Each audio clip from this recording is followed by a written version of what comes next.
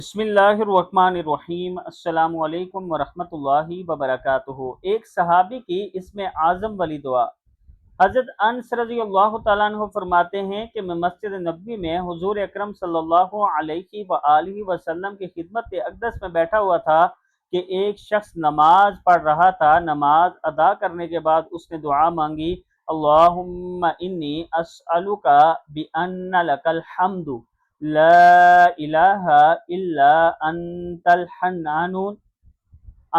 الحنان المنان Badie السماوات والارض یا ذا الجلال والاکرام یا حی یا قیوم انی اسألک۔ یا اللہ، میں تجھ سے سوال کرتا ہوں، بے شک تو ہی تعریف کے لائق ہے، تیرے سوا کوئی معبود نہیں، تو بڑا احسان کرنے والا، بڑا مہربان ہے، آسمانوں اور زمین کو پیدا کرنے والا ہے۔ اے بزرگی اور کرم کے مالک، اے زندہ، اے ہمیشہ قائم رہنے والے، بے شک میں تجھ سے سوال کرتا ہوں۔